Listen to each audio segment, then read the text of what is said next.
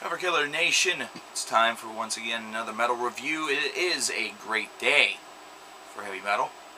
We're here to talk about The Hunt by Magus. Now, a couple years ago, this is a band that came to my attention, and quickly after listening to a couple of their records, I recognized that they had some pretty significant talent. They definitely had a lot to bring to the table.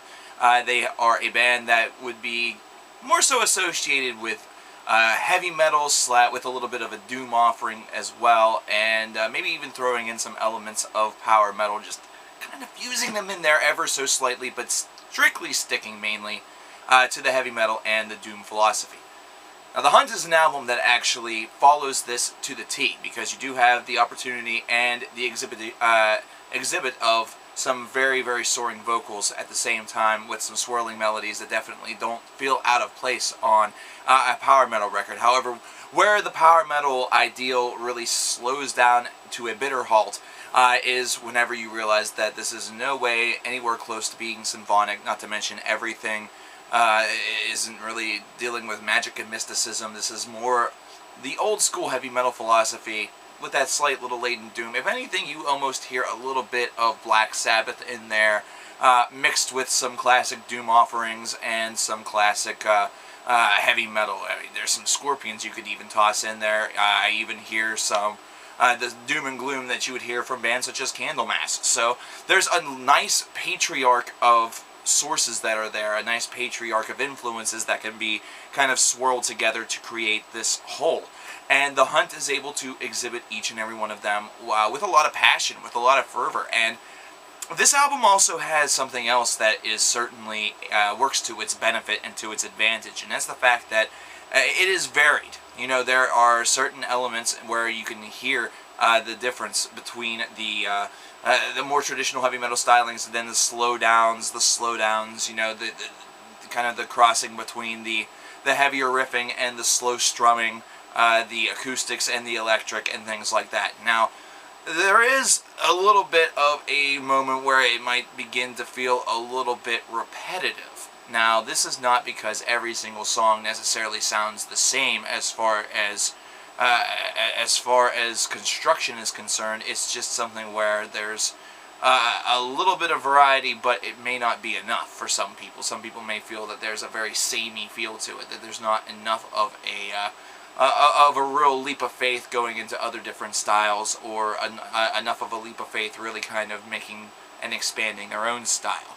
However, whenever I listen to this record, I hear it for what it is. I hear the tremendous vocals that kind of bring the record together, and then I hear the framework, the construction, the body behind it. I hear the swirling guitars that are intermixed with very, very well-talented guitar solos. I hear thumping bass. I hear good, solid drumming, bringing up the percussion in the background. I hear everything kind of come together, and it is something that is a very, very solid construction, and it's a very solid affair. These are nine tracks of your life that are very enjoyable. This is an experience that certainly you are willing to take, and it's kind of continuing a trend on that's been going on so far this year, where every single release, for the most part, I'm going to go with maybe like 80% to maybe 85%, have been extremely enjoyable. There have been something about them that has kept them together, that has really kept the overall body of work unified, and has allowed the experience to be completed with little to minimal desire to switch to something else. This is another one of those albums that fulfills that doctrine beautifully, because these are 9 tracks that you want to listen to the very end, and it's very well worth it. The last track was able to throw in a little bit of experimentation with the overall construction, kind of framing the middle body of the song with an acoustic passage that kind of set it up.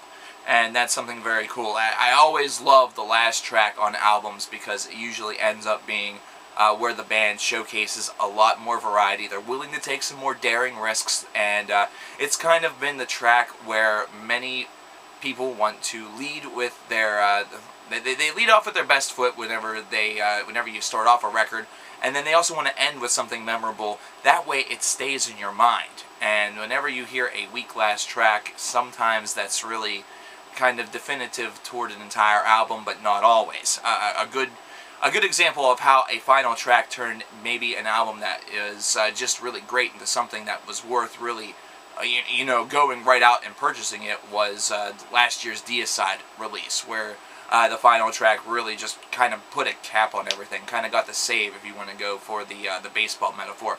Grand Magus' The Hunt, though, is a fantastic work. I really like this style because you don't get a new Candlemass album every year. You don't, while there are a lot of doom bands out there that are certainly doing a lot of good things. I'm going to be reviewing one later on this week.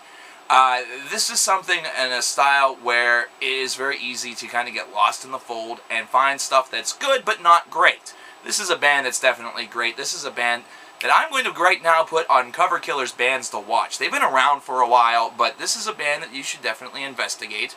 And if you have the opportunity to pick up this record, you certainly should. I'm going to give this album an 8. I like it. I enjoyed it. I think that there are some things that could even be improved upon, but overall, this is a great experience, and I think you guys will agree. Take care, guys.